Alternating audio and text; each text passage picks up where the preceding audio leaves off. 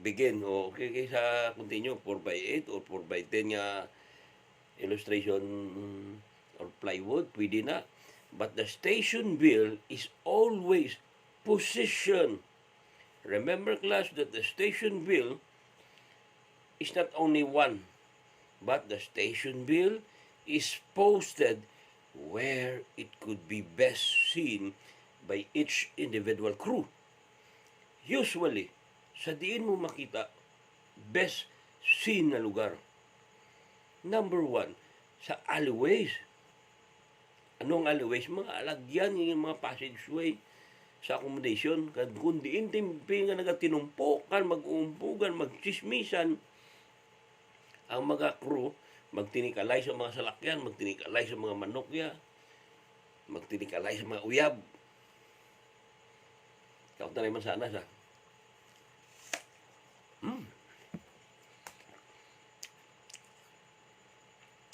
Ara man dito si station bill nyo. Upod-upod nyo man na. Sa alagyan, ara sa makita mo. Pagsaka mo, for example, ikaw si Dick Cadet Cuevas. Si Cuevas, pagsaka niya sa barko, si Cuevas, si Carl Luis Cuevas, pagsaka niya sa barko, as Dick Cadet, hindi anay ang refrigerator ang nahunubuksan kang mangita ka ice cream, ha? Correct? Ang unahon mo gida, Cuevas, bukas, ang lantawon mo ang duties and responsibilities mo sa station bill. O, pangitaan mo na, ano ka na-designate ka? Are you a decadet? Pangitaan mo na, uy, decadet, sa fire gali, ari ko. Amo gali yung brown ko. O, mo gali ni. O, decadet, ko, ari gali yung brown mo. Pero sabi, upod ka mo ni si Cuevas. Tapos, upod niya man abi si sino ni? Sino ning animal ni man? Si dali lang klase lagi na pangita po ko sampol para doon sa Diablao. Gold, tapos kag Charlie, si Juan, si Canilas. O ikaw Canilas, pagsaka mo sa barko as decadet, hindi anay ang mga tanga Brasilianang pang kurikuton mo, ha? Lantawon mo ang imong duties and responsibilities. Okay? So, Thursday, golf kag Bravo gali bo. It will be golf and Bravo. Tingala ko duway ko kilala kay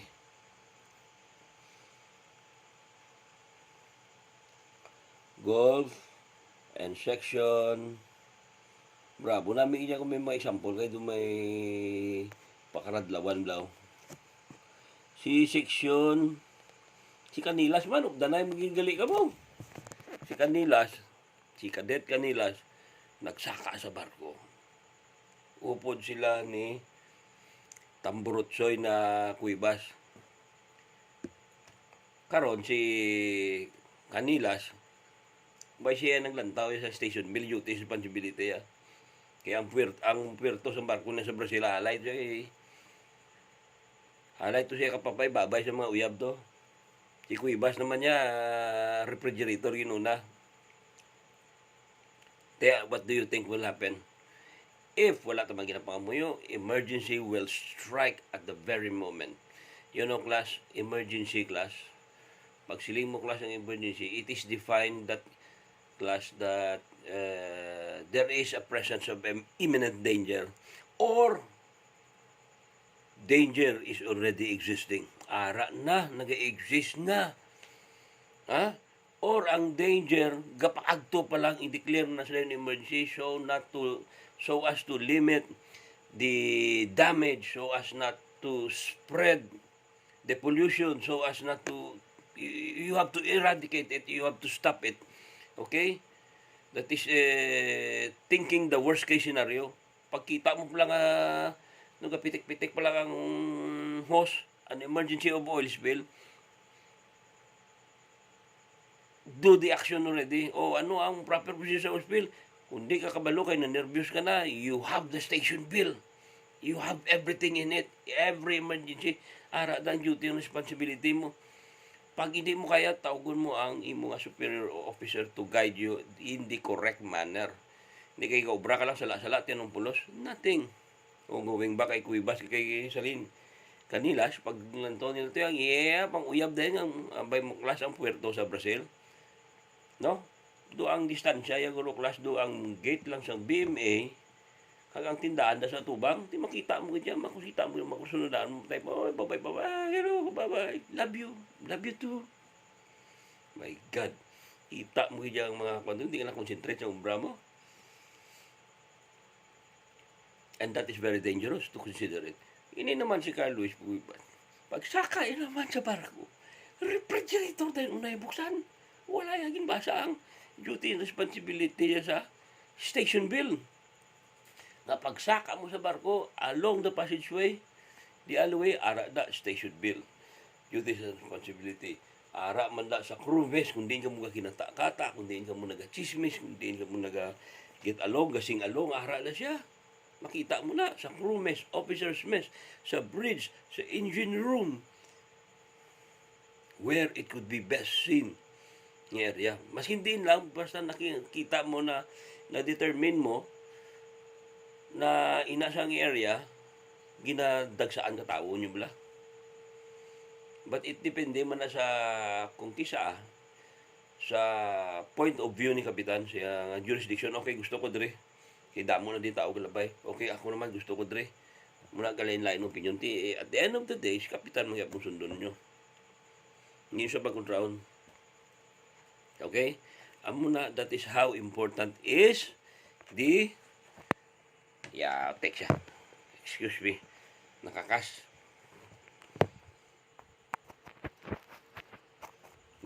Okay. So that is the importance of the station bill. Kaya amo na siya ang mag-guide sa inyo in all different types of emergency. Okay? Take a run. Erase na to ang mga wrong move. Mga hindi kaya-aya ng mga galaw ng mga marinero. Dali sa disgrasya. Karon si Midshipman Cuevas, Carlos, kasi Kadilas, saka nila, responsible sila. Oy, buddy, classmate, station bill ta, sa guluhon ta ni ang aton duty sa responsibility, bago sa pihom ning duwa niyo. Sa guluhon ta, muni tokso anay ta nga duwa, o tabulan to, di mayo. Ha? Makita sang officer nyo, may initiative ka mo. Safety ang una nyo, ginasagulo nyo ang hindi ang position, location, or situation, mag-operate, the manner how to operate it, sang fire extinguisher, sang life-saving equipments, sang firefighting equipments. Okay? So, malimit kita na sa firefighting equipments. Ha? Fire extinguisher tanay. Now, ang fire extinguisher, although that they have different brands or different manufacturers and different design, but the rule of one still remains. It must be very simple to operate and it must be users-friendly. Users-friendly ni siya. And the instruction, operating instruction, is clearly labeled. Naka-label, ginada. So, it will be very easy to operate. Tanan sila, the rule of one remains, given that they are made in a different company. First, when operating this fire extinguisher, first, remove the safety pin. Clap. No, you remove, press mo lang haboy ka sa granada, remove mo safety pin, iban do ininto ng maboy ka na, lagi nakagat-kagat ba? Haboy. Pero akong tayo mansanas do.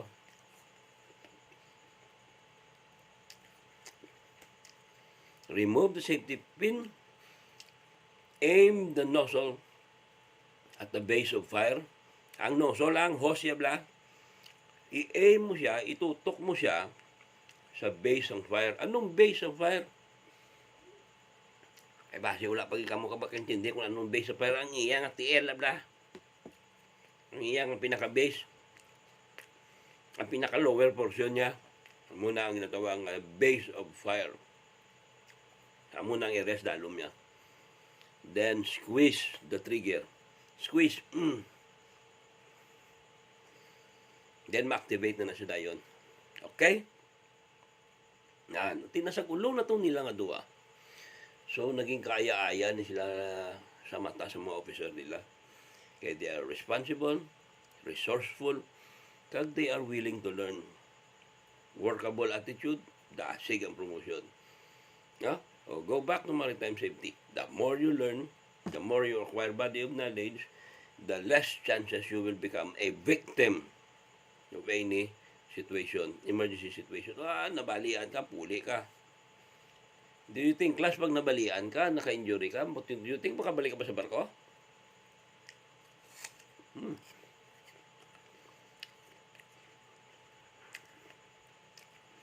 Granting makabalik pa mo sa barko?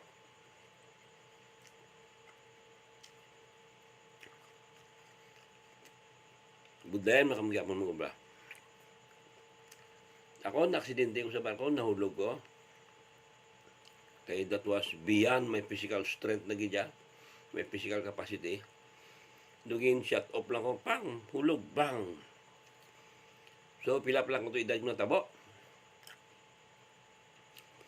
32 years old na tabo. Pero until right now, magtulad-tugnaw, I can still feel the pain. Ibudlay, sakit. So, ginbarko pa ko gyapon. Ginbarko pa until such time na that the pain is so unbearable and it is so uncomfortable. My God. So, I decided to stop. Basi pagpulit ako naka-wheelchair na ta. Muna kanay ko isa, you will notice, the way I walk, kung isa doon si Tito nyo na kumilano maglakat. Pero kung makakita ko ng mga gwapa kang masiksik, tadlong man lakat ko, okay man na. Mumulang ka nagbulong. Okay, station bill. Don't forget, ha? Kung diin siya nabutang, kung diin ang station bill, ginabutang sa mga area nga strategic to be considered. Damo, kuro galabay, pero may makita sa mata. Kaya ang iya nga purpose, class, ang iya nga purpose sa station bill nga to familiarize your duties and responsibility in each and different emergency. Gintas ko ni sa inyo as your assignment, na makita nyo man da, duty na kita, what kind of emergency makita mo da? Pag, for example, fire. For example, ito si Cadet, duwa sila, the Cadet Cuevas, Cadet Canilas. My duty and responsibility during fire that I will be assisting boson in bringing, mabasa mo na sa dayon, mabasa mo na, pak. Amo ni brown mo, kung may ano ka na, do you know what to do? May know-how ko na kung brown mo. Ito ko takbusang guya ko di sa cellphone niya. Dudugang tampo ko, pero okay lang. Continue. And after that, the fire will be detected by your sensor. The alarms will be sounded automatically. Why? Each and every area of the modern ship, there are heat detectors, smoke detectors. In order for the bridge to be alerted that there is fire. Okay? Smoke detectors. A smoke detector is a sensory device, detection device that would sense a thick smoke. It will immediately raise the alarm. Fire alarm na. What is fire alarm? Fire alarm is a rapid or successive ringing of ship's bell for a period of 10 seconds or more. Okay, the same applies also to heat sensor or heat detectors. Ang heat detectors naman, once ma-reach ni ang certain temperature, it will activate its trigger and it will also activate the fire alarm also. Fire alarm man, ano na naman siya? Anong diferensya sa heat? Anong diferensya sa smoke? Eh, ang ginagawa niya, na trigger is fire alarm. It is very easy to differentiate. The fire alarm would activate by the increased temperature of heat inside the space or inside the room. No? That is heat sensor. Ang ginatawag naman niya nga smoke detector, ma-raise ni ang iyang alarm through a thick smoke. There is a certain level nga do ang smoke, tama na kadamol, ma-accumulate sa iyang sensor, then that's the time na mag-trigger man ang fire alarm. Rapid ringing of ship's bell for a period of 10 seconds or more. Okay, may alam na kayo. We will dig in deep to that. Ha? Harap lang ta sa introductory. Wala pa kagani nag-introductory, nagkuhan lang ko, naglumpat lang ko kay base sa libro, identification dahil sa emergency. Base sa libro ang ginatag sa akon, entitled Introduction to Maritime Safety. First chapter is the identification of different shipboard emergency.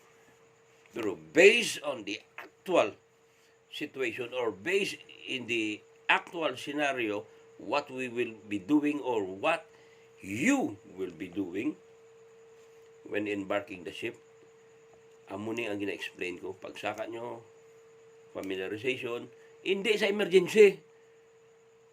Hindi ang emergency ang gina-familiarize na yun. Paano ka mag-familiarize ang emergency kay why man may natabo emergency? Kay amo na pirmi gina-avoid na to sa mga international ng mga barko. Almost zero emergency. Sino man nabi ka pangamuyo sa emergency? Di ba wala?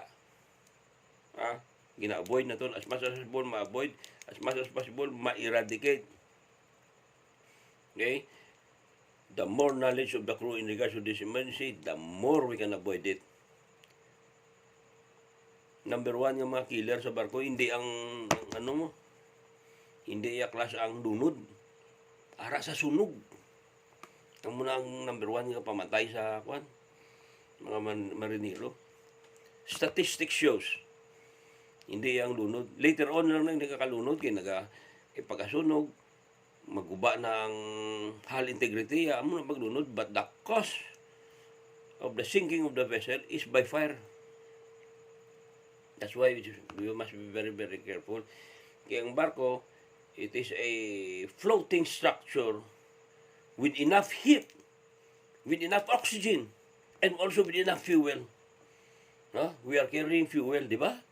Arad ng gasolina, arad ng crudo, arad ng oil. They're all flammable liquids. We are also carrying enough heat. Ang main engine, kadako-dako, pila ka horsepower? 10,000 horsepower. 11, 12, 13, 14, 15, 16,000 horsepower. Imagine that. When its temperature will raise to 1,000 degrees Celsius, so it's enough. Paglubupok ang isa ka barko, grabe. You remember na natabo sa Beirut blast? Sa barko, halin na to. You know, class, ang ang cargo yan, nalipat ko to mo. But ang cargo yan ito, na na-stuck dito sa kaya wala gin-accept sa ilang mga authority, that is a raw material for making gunpowder. Diyos ko. 3 years na nagstay. Ang tawa kay wala sa safety. Munti ito, binumba ang syudad nila sa doon nuclear nuclear war nila. Doon nuclear bomb yung tumama syudad nila. Okay?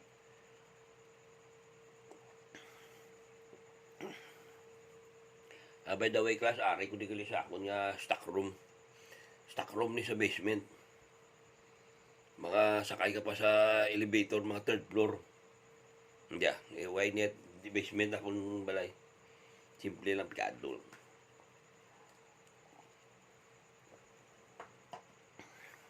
Ara ko di sa basement, ay wala disturbo, wala kwan. Okay man, kayo uniform pa ko. Pero formal daw, iban sinyo klase tayo, iban mega brief, mega uba. Para gwapo, misto nyo, gwapo, magamo. Naamo to na tabo, ang barko, nga ginabandon ng barko sa Beirut, Lebanon. Wala mega maintain, wala mega kwan.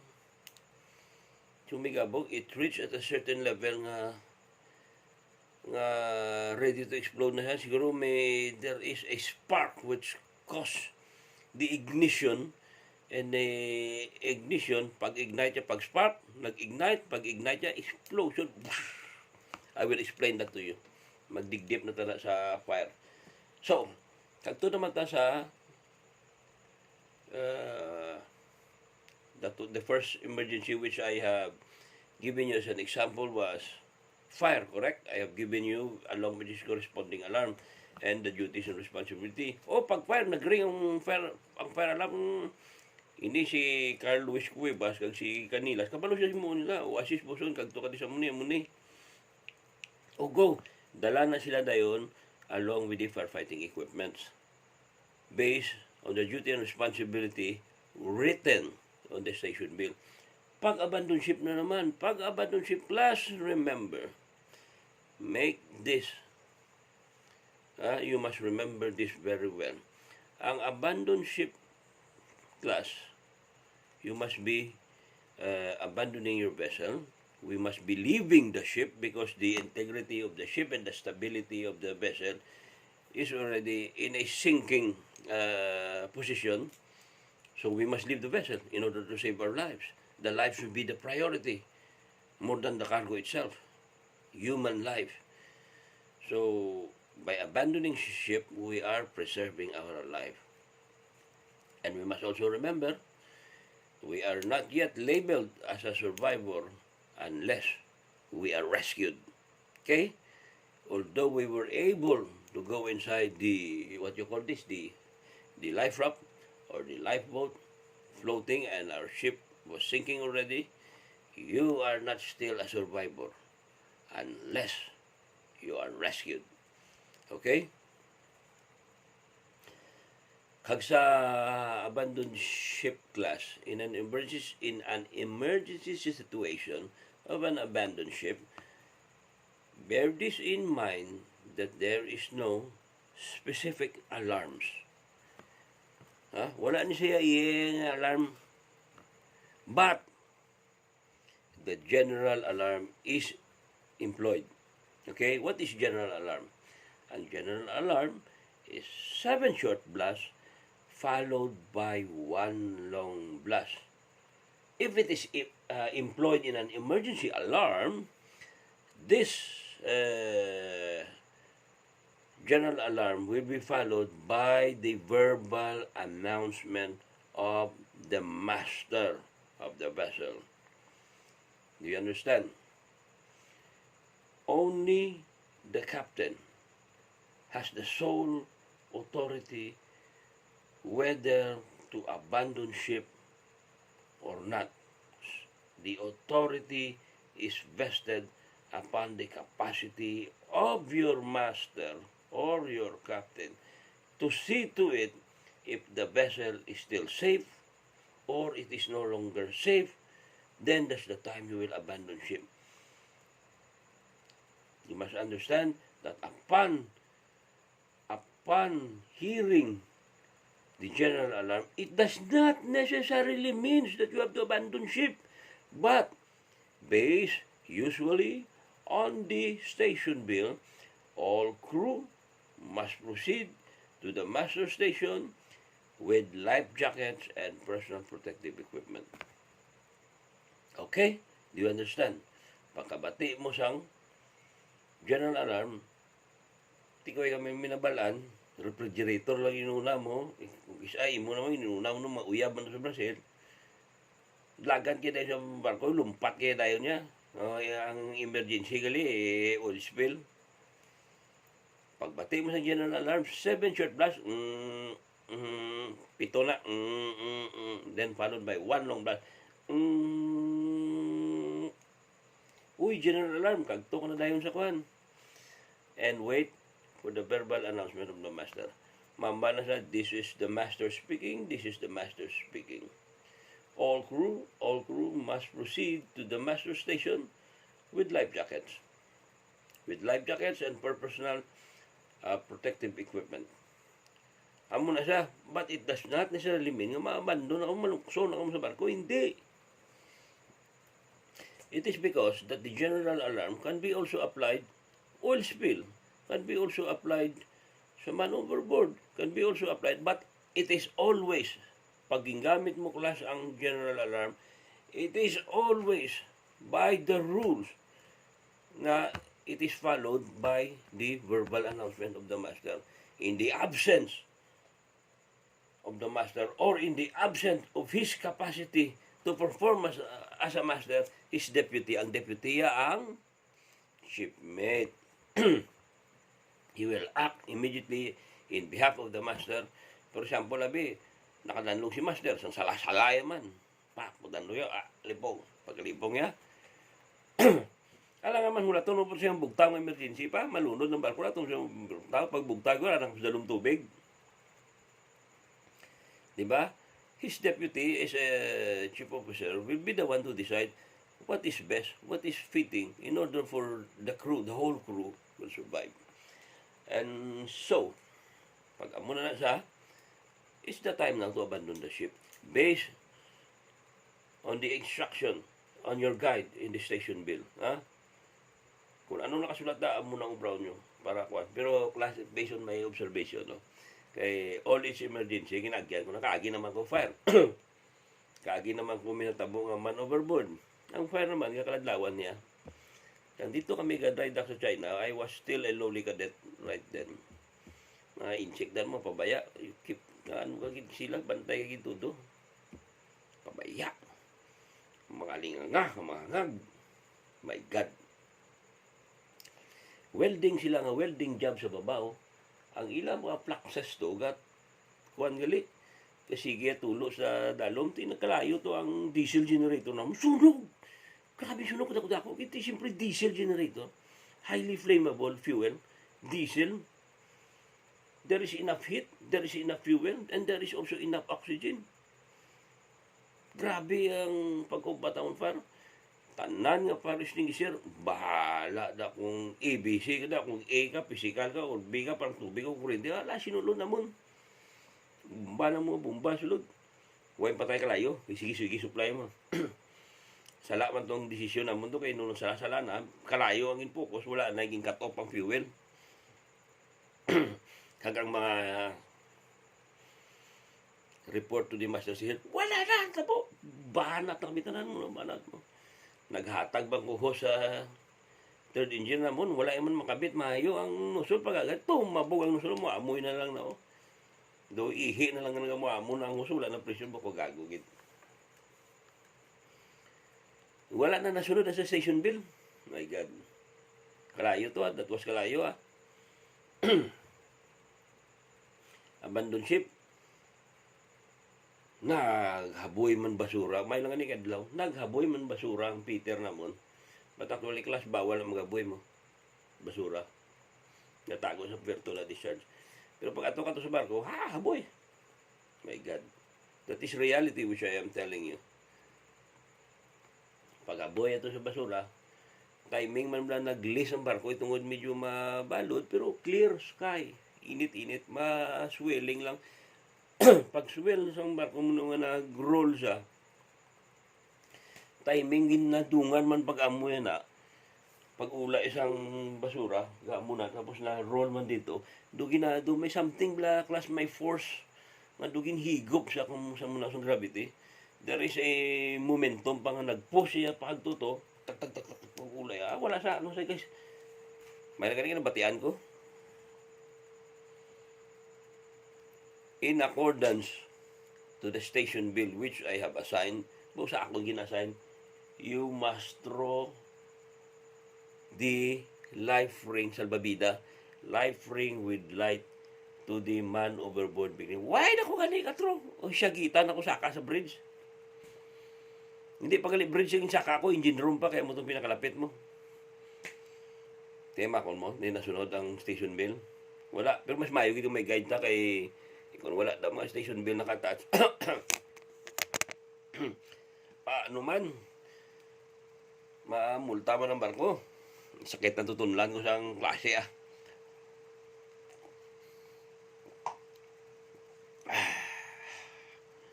Mamulta man ang barko, di dapat ara, ginasa naka-install na. Maski hindi natin pagsundon, sa may emergency, basta importante ara na. That is reality Pero hindi nyo na pagsugid sa mga teacher to kay basi kiganta.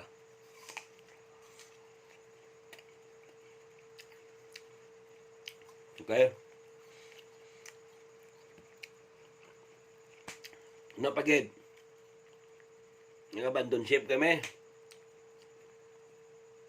Ang amon di nga makina, engine room, insulod yung tubig. Nabuslot. Daan na barko mo. Di ka ba nabuslot sa barko, ang tubig unstoppable na, kaya ang nagabantay ito mga Russian.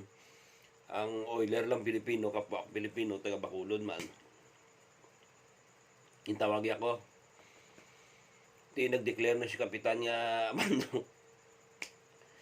Kapitan na mo, tigulang na mo. Grigo, nervyos na guro, abandon ship. Pag-declare abandon ship,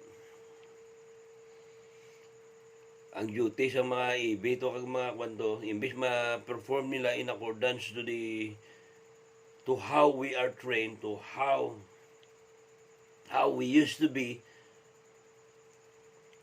how our duty and responsibility should be based on the station mill. Wala na. Gauyat lang sang lashing, mahigot sinablang na secure. Imbis pahalog, naghugot. Imbis pakagto sa piyak, nagbalaliktan na kasi sobrang nervyos.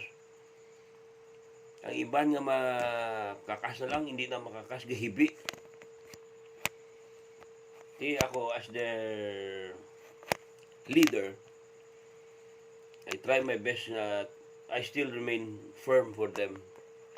Besides nga kung mismo ginakulbaan, kung bahala na to.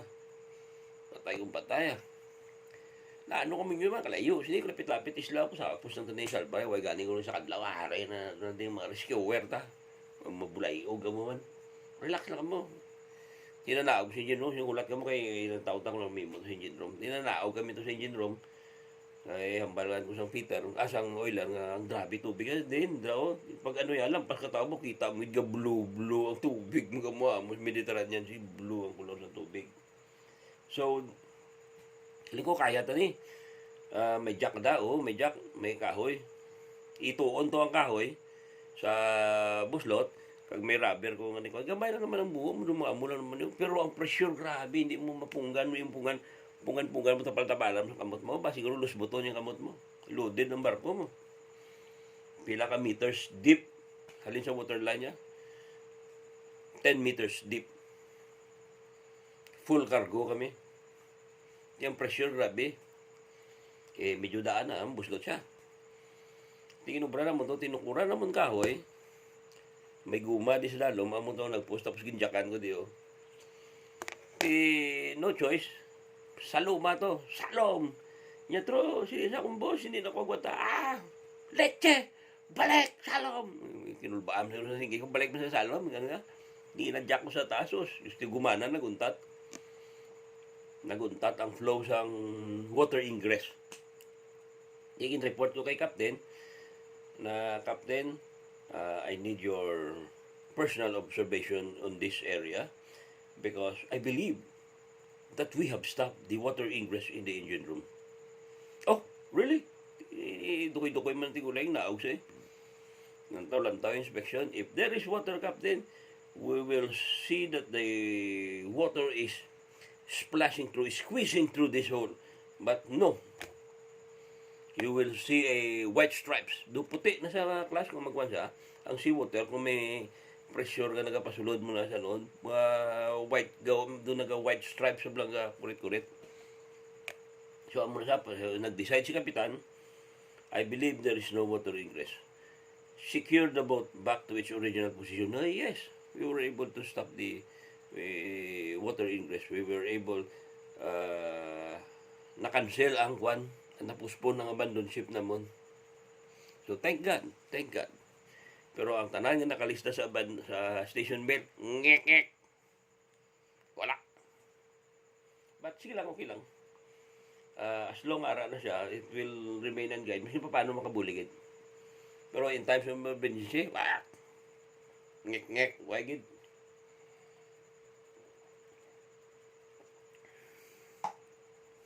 Hasta lang kapoy na sa kita diyo. 4 ka oras lang sa bakya. And class, after the station bill, mabalik na tayo sa proper gauge introduction sang libro sang maritime safety. It is for you to determine the different types of shipboard emergency. Shipboard emergency lang ha.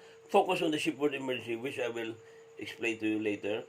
With focus on the 3 major components, the number 1, our life, our environment, and our health.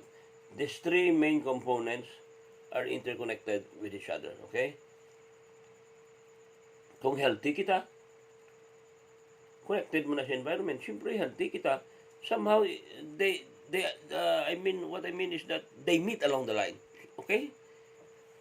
If you are healthy, most probably your environment that you are living in is also clean and livable place, okay? And your life will be preserved, okay? Kung ang environment mo matinlo, healthy man ang nagapangabuhi da. Correct? Ang life mo, ma-extend. For example, kung nagpakabuhi sa basiko, basurahan, tae, tao, sapat, kinilimpon lang. Do you think you will be living your life the healthiest way? I believe no. Huh?